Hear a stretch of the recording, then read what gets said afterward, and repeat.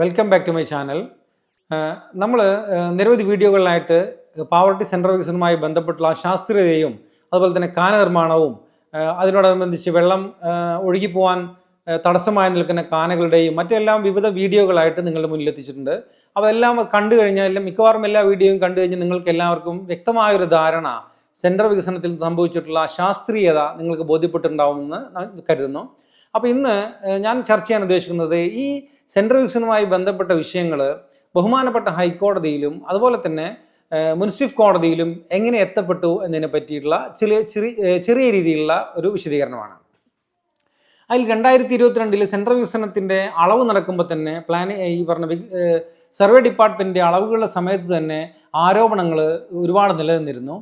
ഇതിൻ്റെ ബന്ധപ്പെട്ട ഉദ്യോഗസ്ഥന്മാരുടെ കൂടെ ഇവിടുത്തെ രാഷ്ട്രീയ പാർട്ടികളുടെ നേതാക്കന്മാരും അതുപോലെ തന്നെ ഈ വികസനകാര്യ സ്റ്റാൻഡിംഗ് കമ്മിറ്റിയുടെ ആളുകളും അതുപോലെ തന്നെ മെമ്പർമാരും ഇതേപോലെ തന്നെ ആസൂത്രണത്തിൻ്റെ ചുക്കാൻ പിടിക്കുന്ന ആളുകളും എല്ലാം അവരുടെ കൂടെ ഉണ്ടായിരുന്നു.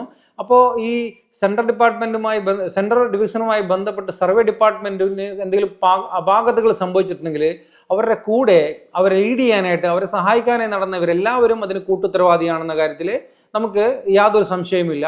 അന്ന് ദൃശ്യമാധ്യമങ്ങളിലും അതുപോലെ തന്നെ പത്രമാധ്യമങ്ങളിലും എല്ലാം അത് വ്യക്തമായ വാർത്ത സഹിതം വന്ന കാര്യമായതുകൊണ്ട് ഞാൻ അതിലേക്ക് കൂടുതൽ വിശദീകരിക്കാനായിട്ട് ഞാൻ ആഗ്രഹിക്കുന്നില്ല.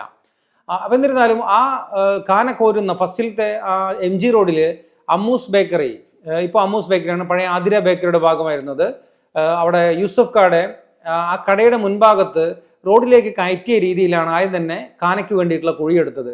ആ കുഴിയെടുത്ത സമയത്ത് തന്നെ അളവ് ശരിയല്ല എന്ന് പറഞ്ഞിട്ട് പ്രതിപക്ഷ പാർട്ടിക്കാരും അതുപോലെ മറ്റുള്ള പാർട്ടിക്കാരെല്ലാം കൂടി അലയൻസ് ആയിട്ട് ഒത്തുചേർന്നിട്ട് പ്രതിഷേധം സംഘടിപ്പിക്കുകയും അതിൻ്റെ ഭാഗമായിട്ട് റോഡിൽ നിന്ന് കുറച്ചും കൂടി, അതായത് കടയുടെ ഭാഗത്തേക്ക് കുറച്ചുകൂടി കയ്യേറ്റമുണ്ട് എന്ന രീതിയിൽ അത് നീക്കിയെടുക്കുന്ന ഇതായിട്ട് നമ്മൾ കണ്ടു. അപ്പോൾ ഇവിടെ തുടക്കത്തിൽ തന്നെ അവരുടെ ആ അളവ് തെറ്റാണ് എന്ന രീതിയിൽ ജനങ്ങൾ ഇടപെട്ട് അതിൽ അളവിൽ മാറ്റം വരുത്തിയിട്ട് റോഡിന് വീതി കൂട്ടാൻ മുന്നിട്ടിറങ്ങിയപ്പോൾ തന്നെ ഈ സർവേ ഡിപ്പാർട്ട്മെൻറ്റിൻ്റെ സർവേയിലുള്ള ആ ഒരു നമ്മുടെ ശാസ്ത്രീയത അതല്ലെങ്കിൽ അതിൻ്റെ അക്യുറസി നമ്മൾ അവിടെ ചോദ്യം ചെയ്യപ്പെട്ടു കഴിഞ്ഞു. പിന്നീട് അവിടെ നിന്ന് കാനയുടെ ചാല് കീറി അതുപോലെ തന്നെ 2 ട്രാൻസ്ഫോമർ മാറ്റിവെച്ചതും അതുപോലെ ട്രാൻസ്ഫോമറും അതുപോലെ തന്നെ ഈ കാലുകളും ഇലക്ട്രിക് പോസ്റ്റുകളെല്ലാം മാറ്റിവെച്ചതെല്ലാം നമ്മൾ കണ്ട കാര്യങ്ങളാണ്. അപ്പോൾ അതുകൊണ്ട് ഞാനത് കൂടുതൽ അതിൽ വിശദീകരണത്തിലേക്ക് കടക്കുന്നില്ല. പക്ഷെ അതിനോട് ബന്ധപ്പെട്ട് ഒരുപാട് കാനയുടെ നിർമ്മാണവുമായി ബന്ധപ്പെട്ട് നിരവധി അപകടങ്ങൾ പാവറട്ടിയിൽ അരങ്ങേറിയിട്ടുണ്ട്. അതിൽ സ്കൂൾ കുട്ടി സൈക്കിളിൽ വരുന്ന സമയത്ത് കാനയിൽ വീണിട്ട് യൂണിയൻ തൊഴിലാളികൾ അവർ രക്ഷപ്പെടുത്തുന്നതായിട്ട് നമുക്ക് വീഡിയോയിൽ അന്ന് ഉണ്ടായിരുന്ന വീഡിയോയിലും CCTV ദൃശ്യങ്ങളിലെല്ലാം അത് വന്നിട്ടുള്ളതാണ്. അതുപോലെ തന്നെ അവിടെ പ്രായമായിട്ടുള്ള ഒരു ചേട്ടൻ ആ കാന സ്ലാബ് വാർത്തിട്ട് റോഡിലേക്ക് തള്ളി നിൽക്കുന്നതിൻ്റെ സൈഡിൽ ഉറഞ്ഞിട്ട്, അത് ഭാഗ്യത്തിനാണ് ഒരു കുട്ടിയുടെ സൈക്കിളിൻ്റെ ബാക്കിൽ ഇടിക്കാൻ പാകത്തിൽ അയാളെ കുട്ടിയെ രക്ഷപ്പെടുത്താൻ വേണ്ടി ബ്രേക്ക് അമർത്തിയപ്പോഴാണ് അദ്ദേഹത്തിൻ്റെ കാല് ആ കാനയുടെ ആ സ്ലാബിൻ്റെ ഇടയിൽപ്പെട്ടിട്ട് ഒരുപാട് തൊലിയെല്ലാം പോയിട്ട് കുറേ നേരം നമ്മുടെ കടയുടെ മുന്നിൽ അൽഷ മൊബൈൽസ് എന്ന നമ്മുടെ ഷോപ്പിലായിരുന്നു അദ്ദേഹം വന്ന് കുറച്ച് നേരം റെസ്റ്റ് എടുത്തിട്ടാണ് ഹോസ്പിറ്റലിലെല്ലാം പോയത്. അത് കഴിഞ്ഞിട്ടുള്ള ദിവസം അതിൻ്റെ മുമ്പ് ഇതതിന് ശേഷമുണ്ടായ കാര്യമാണ്. സ്ലാബ് ഇടുന്നതിന് മുമ്പ് തന്നെ, സ്ലാബ് ഇടാനുണ്ടായ കാരണം തന്നെ നിങ്ങളുടെ മുന്നിലുണ്ടാവും. വളരെ വൈറലായിട്ടുള്ള 1-2 വീഡിയോസ് നമ്മുടെ ഷോപ്പിലെ ക്യാമറയിൽ തന്നെ അത് പതിഞ്ഞിട്ടുള്ളതാണ്. ഒരു ഫാമിലി അത് കുഴിച്ച് അന്ന് തന്നെ പലക അടിച്ചു വെച്ച അന്ന് തന്നെ ഒരു ഫാമിലി, 2 കുഞ്ഞുങ്ങളും ഒരു ഭാര്യയും ഭർത്താവും അടങ്ങുന്ന ഒരു ഫാമിലി സ്ലിപ്പായിട്ട്, അതായത് ആ സൈഡിലെ മണ്ണ് കോരി റോഡിലേക്ക് വെച്ചതിൻ്റെ പേരിൽ കല്ലും കട്ടയും എല്ലാം ഉള്ളതുകൊണ്ട് റോഡിലേക്ക് സ്ലിപ്പ് ഇതായിട്ട് മറിഞ്ഞ് ബൈക്കും കുട്ടികളും അതുപോലെ തന്നെ ഭാര്യയും എല്ലായിട്ട് മറിഞ്ഞിട്ട് അപകടം ഉണ്ടായത് നമുക്ക് കണ്ടു. അതിൻ്റെ തൊട്ടടുത്ത ദിവസം എന്ന് പറഞ്ഞു കഴിഞ്ഞാൽ അത് വാർത്ത് 9 ദിവസം വരെ അതിൽ സ്ലാബ് ഇടാതെ, അത് കരാറുകാർക്ക് പ്രത്യേക നിർദ്ദേശം കിട്ടിയിട്ടുണ്ടെന്നാണ് അറിയാൻ കഴിഞ്ഞത്. അത് മൊബൈൽ ഷോപ്പ് ഉടമ, അതായത് വൈസ് പ്രസിഡന്റിന്റെ ഭർത്താവിന്റെ പ്രത്യേക നിർദ്ദേശപ്രകാരം ആരെല്ലാം ഈ നിർമ്മാണ പ്രവർത്തികൾക്കെതിരായിട്ട് അതായത് പ്രതിഷേധിക്കുന്നുണ്ടോ അവരെ വരച്ച വഴിയിൽ നിർത്തി അവരോട് എന്ത് ചെയ്യുക, അവരോട് വൈരാഗ്യ ബുദ്ധിയോടെ പെരുമാറുന്നതിൻ്റെ ഭാഗമായിട്ട് കരാറുകാരൻ്റെ കാര്യസ്ഥനോട് പറഞ്ഞേൽപ്പിച്ചിട്ട് 9 ദിവസം വരെ അവിടെ കാനയിൽ സ്ലാബ് ഇടാതെ ഒരു ഫാമിലി, പാലുവായിലുള്ള ഒരു ഫാമിലി, അവർ മുഖം കാണിക്കാനായിട്ട് അവർ താല്പര്യപ്പെട്ടില്ല, അവരുടെ അഡ്രസ്സ് ഒന്നും അവർ പുറത്ത് വിട്ടിട്ടുമില്ല. അപ്പോൾ ആ ഫാമിലി വന്നിട്ട് നമ്മുടെ കടയുടെ മുന്നിലുള്ള സ്ലാബിൽ വീണ് കുഞ്ഞടക്കം ആ കാനയിൽ വീണ് ആ വീഡിയോസ് എല്ലാം സോഷ്യൽ മീഡിയയിലെല്ലാം വളരെ രീതിയിൽ വൈറലായിട്ടുള്ളതാണ്. അപ്പോൾ ഇത്തരത്തിൽ അപാകതകളുടെ ഒരു ഘോഷയാത്ര തന്നെയായിരുന്നു പാവർട്ടി സെൻട്രൽ വികസനവുമായി ബന്ധപ്പെട്ട നിർമ്മാണ പ്രവർത്തനങ്ങളിൽ. അപ്പോൾ ഈ കയ്യേറ്റം ഒഴിപ്പിക്കാതെ കഴിഞ്ഞ 6, 7, 8, 9 കാലഘട്ടങ്ങളിലെല്ലാം സർവേ ഡിപ്പാർട്ട്മെന്റ് ജില്ലാ സർവേയും അതുപോലെ തന്നെ താലൂക്ക് സർവേയും എല്ലാം നടന്നിട്ടുണ്ട്. ആ സർവേകളിലെല്ലാം അന്ന് ഭരണകക്ഷിയിലുണ്ടായിരുന്ന പ്രതിപക്ഷത്തുണ്ടായിരുന്ന ആളുകളുടെ അഭിപ്രായ പ്രകാരം അതിനുവേണ്ടി പ്രവർത്തിച്ചിരുന്ന പൗരാവകാശ സംരക്ഷണ സമിതി പ്രവർത്തകനായിട്ടുള്ള പൂച്ചേരി മുഹമ്മദ് സാഹിബിന്റെയും എല്ലാം അഭിപ്രായ പ്രകാരം റോഡിന്റെ പടിഞ്ഞാറ് ഭാഗത്താണ് അൽഷ മൊബൈൽസ്, അതായത് നമ്മുടെ പള്ളിയുടെ ബിൽഡിങ്ങിന്റെ അവിടെ നിന്ന് ഓപ്പോസിറ്റ് സൈഡിൽ ആ ട്രാൻസ്ഫോമറിന്റെ നടുവിലൂടെ അല്ലെങ്കിൽ അതിന്റെ അപ്പുറത്തെ കാലിന്റെ അടുത്തു കൂടെയാണ് അളവെല്ലാം പോയിട്ടുള്ളത്. അപ്പോ ഈ അളവ് ഈ കയ്യേറ്റം വ്യക്തമായി ബോധ്യപ്പെട്ടിട്ടും ആ കയ്യേറ്റത്തെ രക്ഷപ്പെടുത്താൻ വേണ്ടി ചില ആളുകൾ, മാഫിയക്കാര്, ചില കടകളുടെ മുതലാളിമാരിൽ നിന്ന് കൈക്കൂലി വാങ്ങിച്ച് കാശ് വാങ്ങിച്ചിട്ട് പ്ലാനിങ് ഈ പറഞ്ഞ സർവേ ഡിപ്പാർട്ട്മെന്റിന് കൊടുത്തുകൊണ്ടാണ് അവർ ആ അളവിൽ മാറ്റം വരുത്തിയെന്ന് അന്ന് തന്നെ ആരോപണം ഉയർന്നിട്ടുള്ളതാണ്. അപ്പോൾ നിരവധി കടക്കാര്, അതുപോലെ തന്നെ ഈ സൊസൈറ്റിയും അതുപോലെ തന്നെ ആ പാവർട്ടി ആശുപത്രി മതിലും അടക്കമുള്ള നിരവധി കയ്യേറ്റങ്ങൾ ആ ഭാഗത്ത് പടിഞ്ഞാറ് ഭാഗത്തുണ്ട്. അപ്പൊ അതിനെതിരായിട്ട് പാവർട്ടി ആശുപത്രിയുടെ കയ്യേറ്റം മതിൽ കയ്യേറ്റമാണ്. ആ കയ്യേറ്റം 2006 ഉണ്ടായിട്ടുള്ളതാണ്.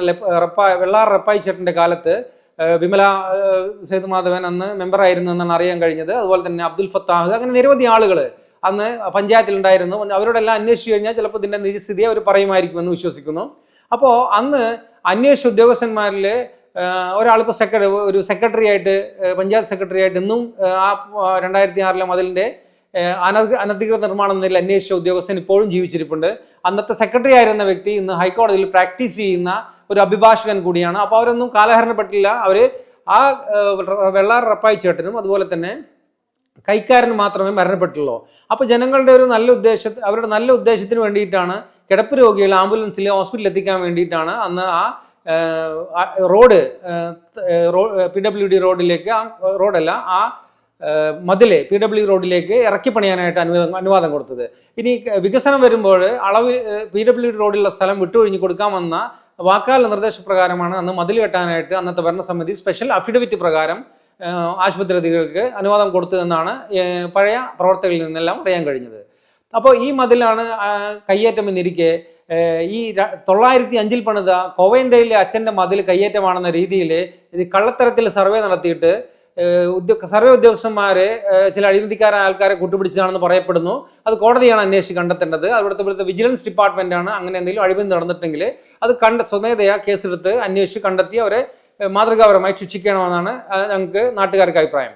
അപ്പോൾ അവരുടെ അഴിമതി പ്രകാരമാണ് ഈ 905 മതിൽ കയ്യേറ്റമായിട്ട് ചിത്രീകരിച്ച് നോട്ടീസ് കൊടുത്തതിനെതിരായിട്ടാണ് കോവയന്തയിലെ പ്രിയോരച്ചൻ CMI സഭയുമായി ആലോചിച്ച് മുൻസിഫ് കോടതിയിൽ കേസ് ഫയൽ ചെയ്തത്. അതിന് കാരണം എന്ന് പറയുന്നത് 2004 മുതൽ അവിടെ ജോലിയിലുണ്ടായിരുന്ന ഇപ്പോഴത്തെ അച്ഛൻ 2006 മതിൽ കെട്ടുന്ന എല്ലാ സംഭവവികാസങ്ങൾക്കും നേരിട്ട് ദൃക്സാക്ഷിയായതിൻ്റെ പേരിൽ അതിന് മുമ്പുണ്ടായിരുന്ന മതിൽ ഇത് കയ്യേറ്റമല്ല എന്ന് വ്യക്തമായ ധാരണയുടെ അടിസ്ഥാനത്തിലാണ് മുൻസിഫ് കോടതിയിൽ കേസ് കൊടുത്തത്. പിന്നീട് പല ഭാഗത്തു നിന്നുള്ള പ്രഷർ കൊണ്ടോ മറ്റോ ആയിരിക്കാം അദ്ദേഹം അതിൽ നിന്ന് ഇപ്പോൾ അദ്ദേഹത്തിന്റെ നിലപാടെന്ന് പറയുമ്പോൾ അവിടെ കുട്ടികളുടെ സൗകര്യാർത്ഥമാണെന്ന് പറയപ്പെടുന്നുണ്ടെങ്കിലും പല ഭാഗത്തു നിന്നുള്ള രാഷ്ട്രീയ നേതാക്കന്മാരുടെയും മറ്റ് MLA-യുടെയും അതുപോലെ മറ്റു ആളുകളുടെയും സമ്മർദ്ദത്തിന് വഴങ്ങിയാണെന്നാണ് ജനസംസാരം.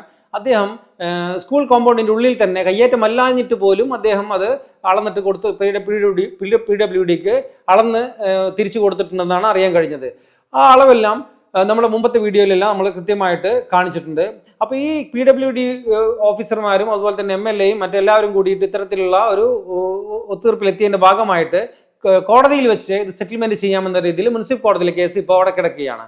പക്ഷേ ഇതിനോട് മുമ്പ് തന്നെ പൗരാവകാശ സംരക്ഷണ സമിതി അംഗങ്ങൾ എല്ലാവരും കൂടിയിട്ട് ഒരു 215 പേരടങ്ങുന്ന അവരുടെ മാസ് പെറ്റീഷൻ ജില്ലാ കളക്ടർക്കും എക്സിക്യൂട്ടീവ് എഞ്ചിനീയർക്കുള്ള ചെമ്പുകാവുള്ള എക്സിക്യൂട്ടീവ് എഞ്ചിനീയർക്കും കൊടുക്കുകയും അവരതിന് യാതൊരു വിലയും കൽപ്പിക്കാതെ അവരെ അത് തട്ടിക്കളിച്ചതിന്റെ ഭാഗമായിട്ട് നമുക്ക് പൗരാവകാശ സംരക്ഷണ സമിതി അംഗങ്ങളുടെ അഭിപ്രായപ്രകാരം അവരെല്ലാവരും കൂടി ജില്ലാ കളക്ടർക്കെതിരെയായിട്ട്, അതായത് ഇതിന് അനാസ്ഥ കാണിച്ച ഉദ്യോഗസ്ഥർക്കെതിരെ ബഹുമാനപ്പെട്ട ഹൈക്കോടതി ചീഫ് ജസ്റ്റിസുമാരുടെ മുന്നിൽ പൊതുതാൽപര്യ ഹർജി ഫയൽ ചെയ്യാണ്ടായത്. അപ്പോൾ 1 വർഷം മുമ്പ് ഫയൽ ചെയ്ത ഹർജിയിൽ ഇപ്പോൾ പഞ്ചായത്തിലെ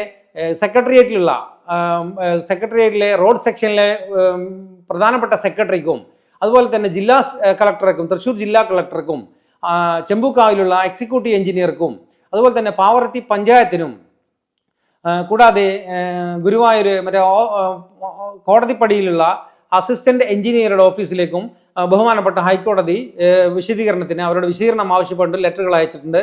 അപ്പോൾ ഈ ലെറ്ററുകൾ കിട്ടിയപ്പോൾ ഇവർക്ക് PWD ഇപ്പോൾ അവരുടെ നിലപാടെന്ന് പറയുന്നത് പുതിയൊരു വാദം ഉയർത്തിക്കൊണ്ടുവന്നു. അവർ മുൻപ് കോടതി തെറ്റിദ്ധരിപ്പിക്കുന്ന രീതിയിൽ അവിടുത്തെ വർക്കുകളെല്ലാം കഴിഞ്ഞു എന്ന രീതിയിലായിരുന്നു അവരുടെ ഈ അവതരണമെല്ലാം അവരുടെ പബ്ലിക് പ്രോസിക്യൂട്ടർ അവതരിപ്പിച്ചതെന്നാണ് അവരുമായി ബന്ധപ്പെട്ട ആളുകളിൽ നിന്ന് അറിയാൻ കഴിഞ്ഞത്.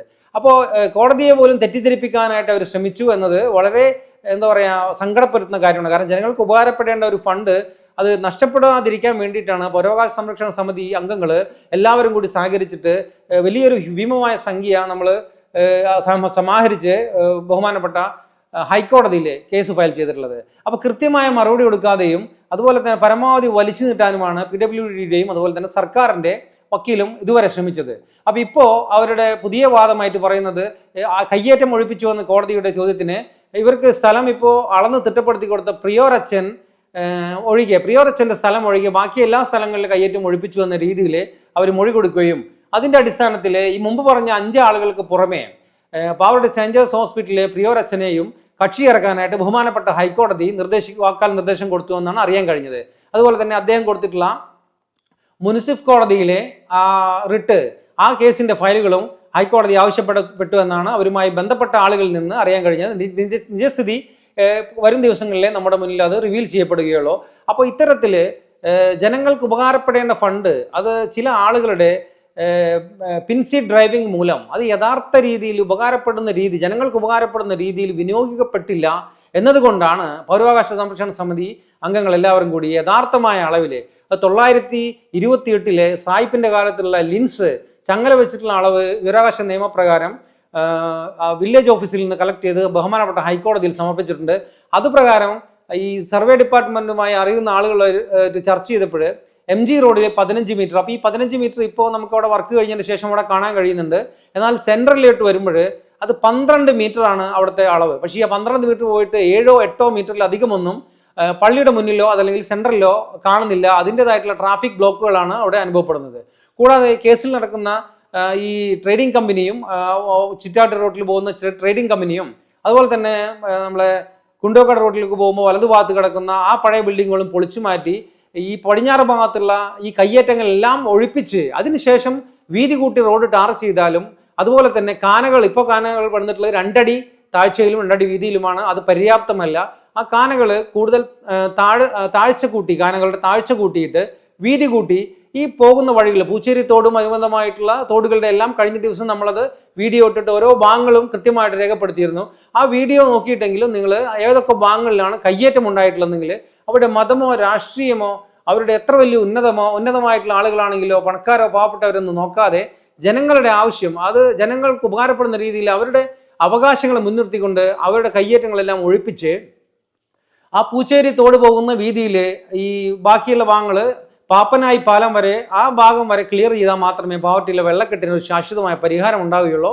അപ്പോൾ ഇതാണ് ബഹുമാനപ്പെട്ട ഹൈക്കോടതിയെയും അതുപോലെ തന്നെ പ്രിയോരച്ചൻ മുനിസിഫ് കോടതിയെയും സമീപിക്കാനുണ്ടായ സാഹചര്യം. പക്ഷേ നിരവധി തവണ പരാതിപ്പെട്ടിട്ടും ബന്ധപ്പെട്ട ഉദ്യോഗസ്ഥന്മാരോ രാഷ്ട്രീയ പ്രവർത്തകരോ ഇതിൻ്റെ ആസൂത്രണത്തിൻ്റെ ആളുകളോ യാതൊരു രീതിയിലുള്ള റെസ്പോൺസും അതല്ലെങ്കിൽ ഒരു ഉത്തരവാദിത്വവും ഒരു മറുപടിയും നൽകാത്തതിൻ്റെ ഭാഗമായിട്ടാണ് അവർ നിർബന്ധിതമായിട്ടാണ് സ്കൂളിലെ പ്രിയോരച്ചനായാലും പൗരാവകാശ സംരക്ഷണ സമിതി അംഗങ്ങളും ബഹുമാനപ്പെട്ട കോടതിയെ സമീപിച്ചിരിക്കുന്നത്. അപ്പോൾ ബഹുമാനപ്പെട്ട കോടതി തന്നെ ഇതിന് ഒരു ശക്തമായ ഒരു തീരുമാനമെടുത്ത് ഇവിടുത്തെ ജനങ്ങളുടെ യാത്രാ ദുരിതവും അതുപോലെ വെള്ളക്കെട്ടും അവസാനിപ്പിക്കുമെന്ന് നമുക്ക് പ്രത്യാശിക്കാം.